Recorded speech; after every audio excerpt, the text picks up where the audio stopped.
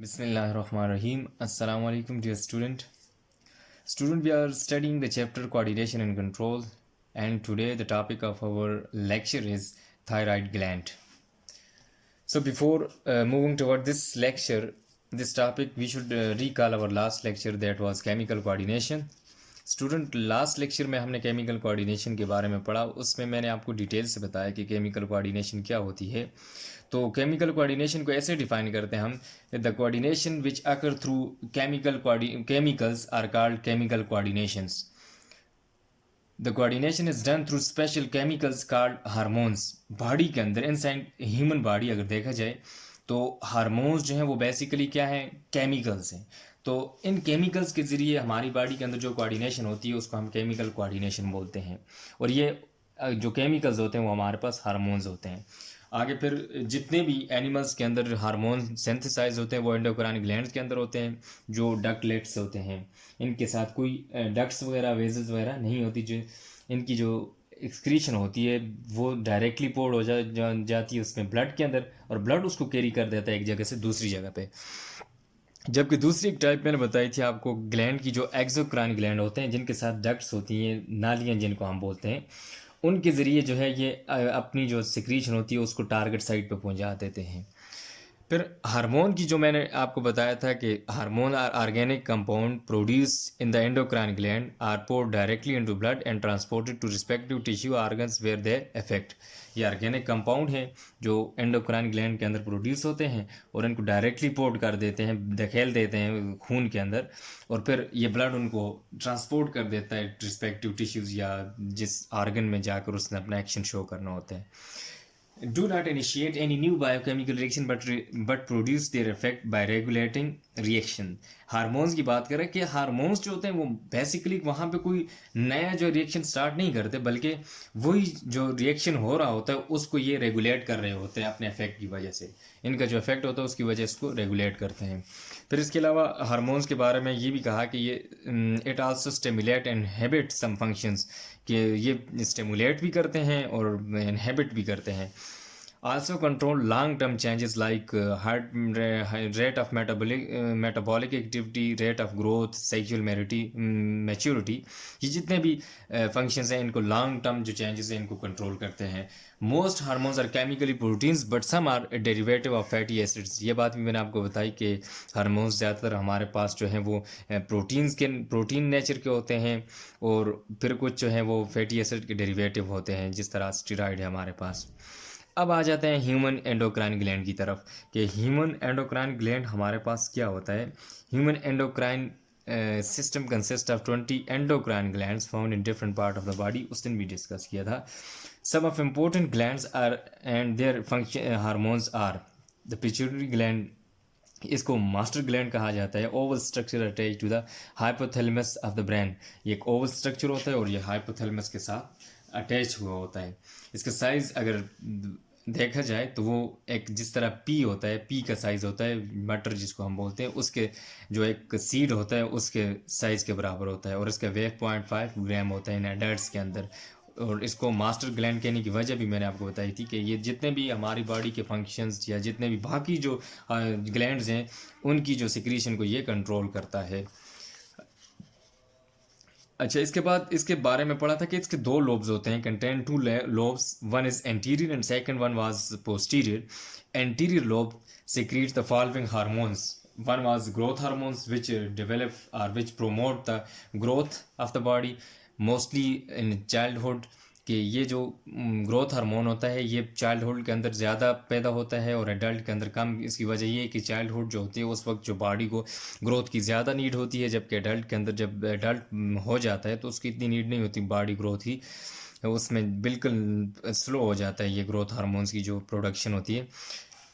अच्छा, इसके बाद अगर इसके डिसऑर्डर भी हैं, अगर ये ज़्यादा प्रोड्यूस हो जाए तो इसकी वजह से गिगांटिज्म वाली डिजीज़ डिसऑर्डर होता है, या अगर ये अंडर सिक्रीशन हो, अगर कम सिक्रीट हो रिक्वायरमेंट से तो ड्वार्फिज्म होती है जिसमें बॉडी अच्छी तरह से ग्रो नहीं करती। फिर दूसरा हार्मोन जो था thyroid stimulating hormone, control development and secretion of thyroid hormone, जो आज हम पढ़ेंगे thyroxine. Adrenocorticotrophic hormone act on cortex part of adrenal gland to release adrenal hormones। फिर इसके बाद लुटिनाइजिंग हार्मोन के बारे में हमने पढ़ा, needed to release egg cell from ovary in female and in male stimulates the testis to produce sex hormones are sperm cells. जो luteinizing hormone है ये एग को रिलीज करने में हेल्प करते हैं किससे, ओवरी से, और इस प्रोसेस को हम कहते हैं ओवुलेशन फीमेल के अंदर। वाइल इन मेल ये क्या करता है कि टेस्टिस को स्टिमुलेट कर देता है ताकि उसके अंदर से जो स्पर्म सेल्स की प्रोडक्शन है या हार्मोन्स जो है उसको प्रोड्यूस कर सके, सेक्स हार्मोन को प्रोड्यूस कर सके।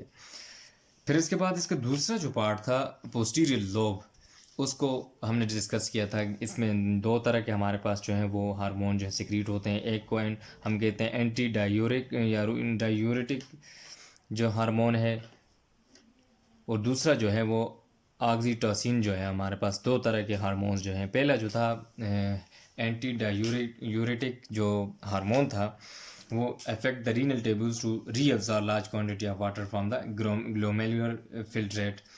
मैंने आपको बताया था जब आपने किडनी की स्ट्रक्चर पढ़ी थी उसमें ये ग्लोमेरुलर फिल्ट्रेट एक उसका पार्ट होता है जिसमें से वो क्या करता है कि वाटर को लार्ज अमाउंट में दोबारा रीअब्सॉर्ब करता है। और दूसरा जो हार्मोन था oxytocin, its function is to contract the uterus muscle during the child birth, कि ये चाइल्ड बर्थ के दौरान जो फीमेल के अंदर में है उसमें ये जो कंट्रैक्ट होते हैं मसल्स होते हैं यूटेरस के, इनको कंट्रैक्ट कर देता है ताकि चाइल्ड की जो बर्थ होती है उसमें आसानी हो सके। It also stimulate the flow of milk from the breast during lactation. जो लैक्टेशन पीरियड होता है इसमें जो ब्लड को फ्लो करने में ये स्टिमुलेट करता है, उसमें हेल्प करता है। This was all about the last lecture. Now come towards the today's lecture, that is thyroid gland. Student पहला ग्लैंड हमने पिट्यूटरी ग्लैंड पढ़ा था, और आज जो दूसरा हमारा ग्लैंड है उसका नाम है thyroid gland. Thyroid gland is situated above the larynx. आपने फर्स्ट चैप्टर के अंदर पढ़ा होगा कि बॉडी के जो पार्ट्स होते हैं, जब आप रिस्पायरेशन करते हैं, ब्रीदिंग जो करते हैं, उसमें से देखें एयर जब जाती है सबसे पहले आपके नोज़ में जाती है, नॉस्ट्रल कैविटी, ये जो बाहर से नॉस्ट्रल्स होते हैं इनमें, फिर आगे नेज़ल कैविटी से आगे फेरिंग्स, और फिर फेरिंग्स से एक नीचे रीजन होता है हमारे पास। ये अगर देखा जाए, ये अगर फेरिंग्स से इससे नीचे जो है लेरिंग्स होता है, जिसको हम जिसमें साउंड बॉक्स होता है, जिससे आपकी साउंड प्रोडक्शन यहाँ पे होती है, उसको हम लेरिंग्स बोलते हैं। तो इसके ऊपर यहाँ पे क्या होगा, थायराइड ग्लैंड होगा हमारे पास। इससे ऊपर ये नोजल कैविटी और ये पीछे जितनी भी नॉस्ट्रल्स वगैरह, इस तरह ये एक पाथ पे होता है ना। तो जहाँ तक ये फेरिंग्स आ गया 4.5 इंचज़ होता है, उसके नीचे फिर लेरिंग्स आ जाता है और इसमें थायराइड ग्लैंड पाया जाता है। इसके ऊपर thyroid gland situated above the larynx consists of two lobes, one on each side of larynx. दो लोब्स पे उसी तरह मुश्तमिल होता है जिस तरह हमने पिट्यूटरी ग्लैंड की बात की थी कि वो भी दो लोब्स पे मुश्तमिल होता है। और ये जो लेरिंग्स है हमारे पास, ये भी दो लोब्स पे, और दोनों साइड पे, एक इस साइड पे और एक इस साइड पे, इसके consist of two lobes on one on each side of larynx, के इस साइड पे भी और इस साइड पे भी लेरिंग्स पे दोनों लोब्स होते हैं इसके थायराइड ग्लैंड्स के। अच्छा, इसके बाद अगर इसकी सेक्रीशन की बात की जाए, सेक्रीशन कि ये क्या सेक्रीट करता है, secrete 2 different types of hormones. जो थायराइड ग्लैंड होता है हमारे पास वो 2 टाइप्स के जो है से हार्मोन सेक्रीट करता है। एक को हम बोलते हैं थायरॉक्सिन और दूसरे को हम कैल्सीटोनिन बोलते हैं। 2 तरह के हार्मोन्स जो सेक्रीट करता है, एक थायरॉक्सिन और दूसरा जो है कैल्सीटोनिन जो है इसको बोलते हैं। क्लियर हो गया आपको 2 तरह के हार्मोन्स। अब पहले को डिस्कस करते हैं कि जो थायरॉक्सिन है वो किस तरह सिक्रीट करता है और कि ये थायरॉक्सिन किन फंक्शंस को कंट्रोल करता है और ये है क्या। It is an iodine containing compound. ये जो थायरॉक्सिन है एक हार्मोन, ये एक आयोडीन कंटेनिंग कंपाउंड है। हमने आयोडीन आपने केमिस्ट्री के अंदर पढ़ा होगा, उसके अंदर हेलोजेंस में आपने पढ़ा होगा आयोडीन वहाँ पे आती है। और एक हेलोजन है, गैस है हमारे पास, और इसमें आपने पढ़ा होगा इसका एटॉमिक मास सब कुछ इससे रिलेटेड पढ़ा होगा, एक एलिमेंट है पीरियोडिक टेबल का। और ये जो थायरॉक्सिन होता है it is an iodine containing compound, के इसके अंदर आयोडीन जो है वो मौजूद होता है। अब इसके बाद इसके फंक्शन देखते हैं। इंक्रीज मेटाबॉलिज्म, ये जो थायरॉक्सिन जो होता है ये मेटाबॉलिज्म को इंक्रीज़ करता है। अब मेटाबॉलिज्म क्या होता है, अगर आपसे कोई पूछे what is metabolism, then what you will respond. देखिए, आपसे कोई भी पूछे कि मेटाबॉलिज्म क्या है तो आप लोगों ने ये कहना है मेटाबॉलिज्म, देखिए जितने भी हमारी बॉडी के अंदर प्रोसेस हो रहे हैं उनको हम मेटाबॉलिज्म बोलते हैं। जिस तरह देखें, फिर मेटाबॉलिज्म के आगे दो टाइप्स आ जाते हैं। एक को हम बोलते हैं कैटाबॉलिज्म और एक होता है एनाबॉलिज्म। ये आगे मेटाबॉलिज्म की दो टाइप्स आ जाती हैं, मेटाबॉलिज्म और कैटाबॉलिज्म और एनाबॉलिज्म। ये जो मेटाबॉलिज्म जो होती है, जितने भी ओवरऑल प्रोसेस हो रहे हैं उनको हम मेटाबॉलिज्म बोलते हैं। फिर फर्दर आगे दो प्रोसेस के अंदर हम दो कैटेगरी के अंदर डिवाइड कर देते हैं। कैटाबॉलिज्म जिसमें कोई चीज़ ब्रेक हो रही होती है, जिस तरह आप देखें रिस्पायरेशन होती है, उसके अंदर जो है वो लार्ज फूड मालिक्यूल्स ब्रेक हो जाते हैं सिंपलर वन में, जिस तरह कार्बन डाइऑक्साइड और साथ वाटर के अंदर जो ब्रेक डाउन होता है, इसको हम कैटाबॉलिज्म बोलते हैं कि कोई चीज़ का तोड़ फोड़ कर दी उसने, इसको हम कैटाबॉलिज्म बोलते हैं। जबकि दूसरा एनाबॉलिज्म वाला जो है, इसके अंदर फूड या कोई ऐसे जो है वो कंपाउंड बनते हैं, जिस तरह फोटोसिंथेसिस की एग्जांपल लें तो उसके अंदर आप देखें कार्बन डाइऑक्साइड प्लस वाटर, ये दो चीज़ें मिलके हमारे पास आगे एक बड़ा मॉलिक्यूल बनाते हैं जिसको हम C6H12 ग्लूकोज बोलते हैं, O6। ये इस तरह का जो प्रोसेस होगा इसको हम एनाबॉलिज्म बोलेंगे। और जो दूसरा होगा जिसके अंदर फूड बड़े मॉलिक्यूल्स जो होंगे वो ब्रेक हो जाएंगे, उसमें कोई चीज़ टूटेगी, तो उसको हम कैटाबॉलिज्म बोलेंगे। फिर उसके बाद produce heat in the body, ये बॉडी के अंदर जो है वो हीट प्रोड्यूस करते हैं, थायरॉक्सिन जो होता है। फिर प्रोमोट ग्रोथ, ग्रोथ को भी ये प्रोमोट करता है। सिक्रीटेड मोर इन यंग एज, ज़्यादातर जो यंग एज होती है इसके अंदर ये ज़्यादा अमाउंट में सिक्रीट होता है। If secreted more than required cellular metabolism faster, कहता है कि इसके डिसऑर्डर भी हो सकते हैं। अगर ये रिक्वायर्ड अमाउंट है, देखें अमाउंट रिक्वायर्ड होती है, अगर उस अमाउंट से ज़्यादा हो जाए तो फिर तब क्या डिसऑर्डर होंगे, सेलुलर मेटाबॉलिज्म फास्टर। जितने भी सेलुलर मेटाबॉलिज्म होंगे, जिस तरह रिस्पायरेशन है या और मेटाबॉलिज्म प्रोसेस हो रहे हैं, एनाबॉलिज्म या कैटाबॉलिज्म में से जो भी प्रोसेस होगा तो वो स्पीड अप हो जाएगा, वो तेज़ हो जाएगा। देन नॉर्मल, जैसे नॉर्मल हो रहा तो उस तरह नहीं होगा, बल्कि उसके अंदर तेज़ी आ जाएगी, वो स्पीड अप हो जाएगा। फिर इससे क्या होगा, रिजल्ट्स इन इसके क्या रिजल्ट्स होंगे। जब देखें मेटाबॉलिज्म फास्ट हो जाएगा, नॉर्मल कंडीशन के जैसे नॉर्मल होता है उससे फास्ट हो जाएगा, तो इससे क्या आगे इफेक्ट पड़ेगा हमारी बॉडी के ऊपर। वेट लॉस, कि इसकी वजह से बॉडी का जो वेट है वो लॉस हो जाएगा। फिर हाई ब्लड प्रेशर, जो ब्लड का प्रेशर है वो भी हाई हो जाएगा। High rate of heart rate of heart increase, कि जो हार्ट का रेट है वो भी इंक्रीज हो जाएगा। एंड हाई बॉडी टेम्परेचर, और बॉडी का जो टेम्परेचर है वो भी इंक्रीज हो जाएगा, ज़्यादा हो जाएगा। ये इसके रिजल्ट्स होंगे किसके, कि जब आपके पास थायरॉक्सिन जो है जितनी रिक्वायर्ड अमाउंट से ज़्यादा प्रोड्यूस हो जाए तो उस वक्त ये डिसऑर्डर होंगे। इस तरह के रिजल्ट्स, इस तरह हमारी बॉडी इफेक्ट शो करेगी। फिर if secreted less than requirements, अगर ये भी हो सकता है ना कि अगर रिक्वायरमेंट से कम प्रोड्यूस हो, सिक्रीट हो, तो फिर क्या होगा, उस दौरान भी जो है हमारे पास जो है इफ़ेक्ट्स होंगे। सेलुलर मेटाबॉलिज्म स्लोज, देखें जो सेलुलर मेटाबॉलिज्म मैंने आपको बताया, कैटाबॉलिज्म है, एनाबॉलिज्म, जितने भी फंक्शंस हो रहे हैं तो वो मेटाबॉलिज्म वाले फंक्शन सारे क्या हो जाएंगे, स्लो डाउन, जबकि दूसरे में स्पीड अप हो रहे थे, फास्ट हो रहे थे। रिजल्ट्स इन लेदरजी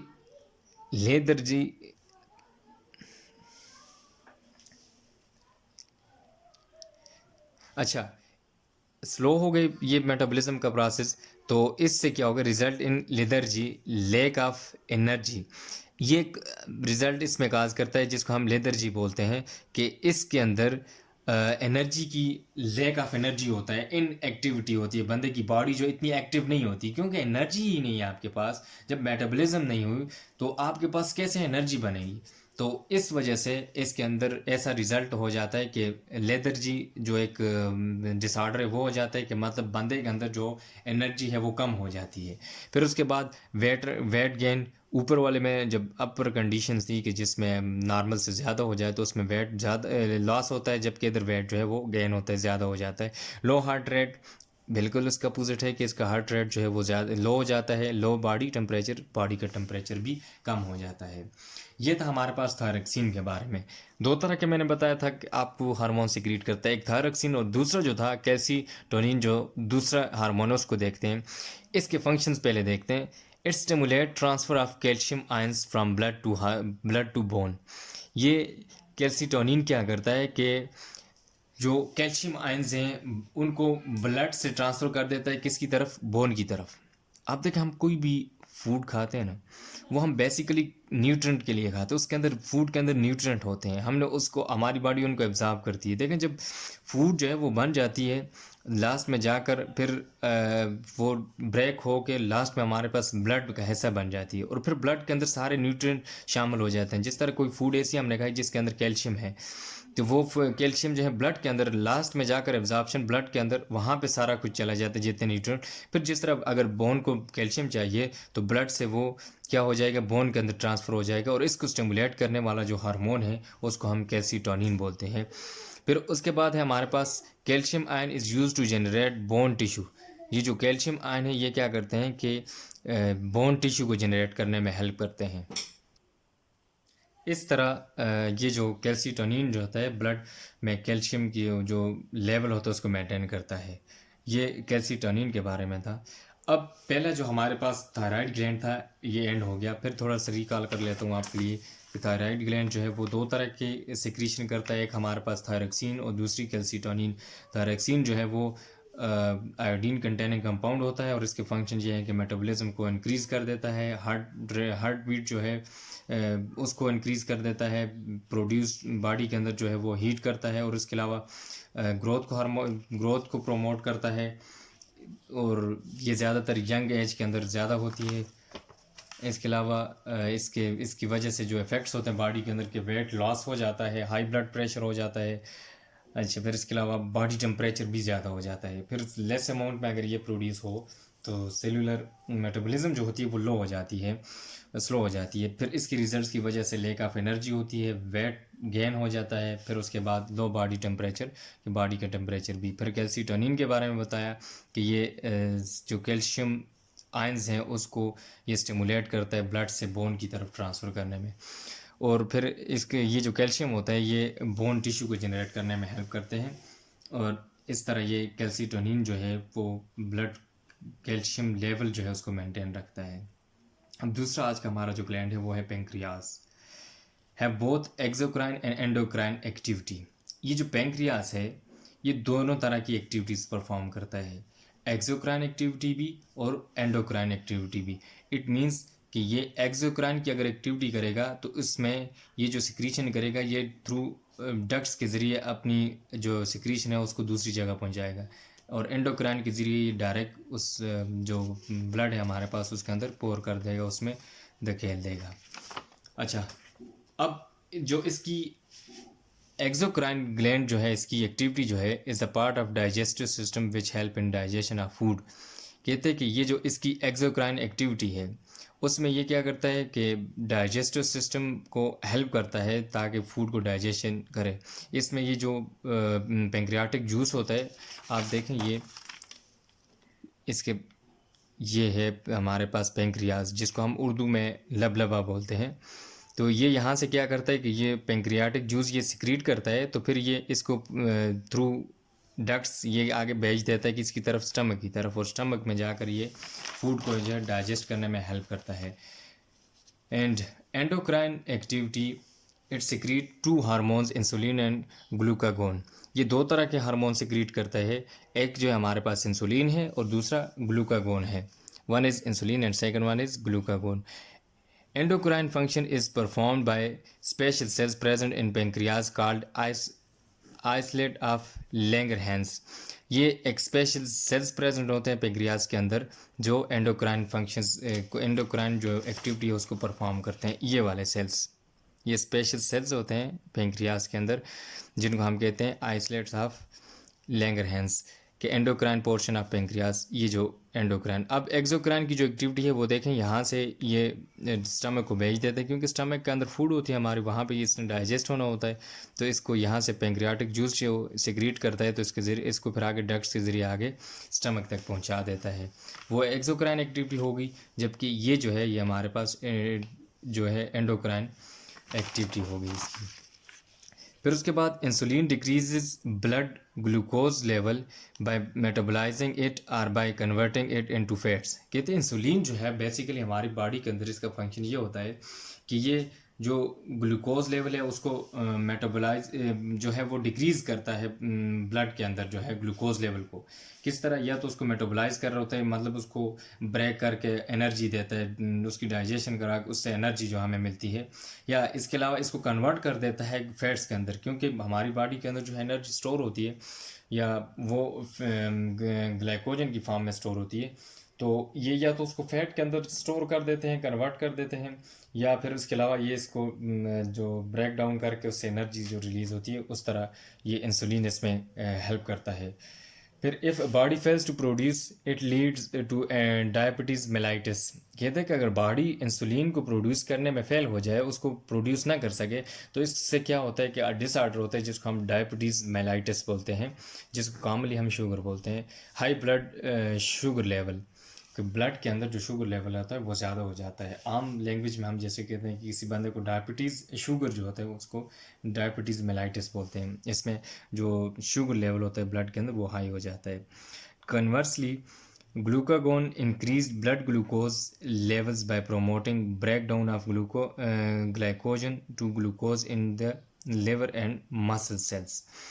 कहते हैं कि इसके बरक्स जो ग्लूकागोन होता है वो ब्लड के अंदर जो है वो ग्लूकोज लेवल को इंक्रीज़ कर देता है। किस तरह? कि ग्लूकागोन को, ये जो ग्लाइकोजन होता है इसको ब्रेक डाउन कर देता है ग्लूकोज के अंदर। मसल्स और जो लिवर सेल्स होते हैं, लिवर होता है, इसके अंदर ये जो ग्लाइकोजन की फॉर्म में एनर्जी हमारे पास स्टोर हुई होती है उसको जो है वो क्या करता है, या जो फूड स्टोर हुई होती है उसको ग्लूकोज में कन्वर्ट कर देता है ताकि जो ब्लड का जो शुगर का लेवल है उसको मेंटेन कर सकें। अच्छा, फिर उसके बाद it also increases the release of glucose from liver to blood. ये क्या करता है कि ये उस जो ग्लूकोज होती है लिवर से जो रिलीज़ हो रही थी ब्लड को, तो उसको ये इंक्रीज़ करता है। देखें, ब्लड से जो लिवर है उसके काम, उसके पास जो है वो हमारे जो ग्लूकोज है उसको ब्लड में रिलीज़ करने में ये हेल्प करता है, उसको इंक्रीज़ कर देता है। ज़ाहिर ऊपर जो हमारे पास इंसुलिन जो है वो अगर डिक्रीज़ है हुई है, नहीं पैदा हो रही, तो उसकी वजह से जो ग्लूकोज का लेवल है वो कम हो जाएगा।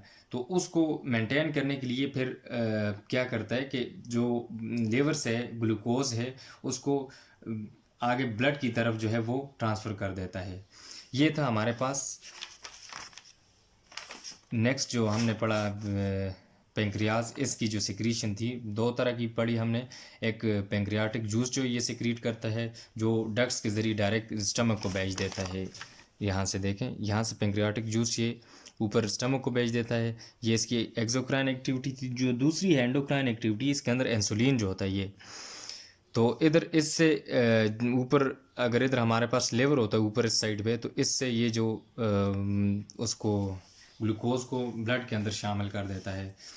अच्छा, फिर इसके अलावा जो एंडोक्राइन एक्टिविटी थी वो जो आइसोलेट ऑफ लैंगरहैंस जो सेल्स होते हैं ये परफॉर्म करते हैं, और इनके ज़रिए जो ये इंसुलिन और ग्लूकागोन को ये मेंटेन रखते हैं।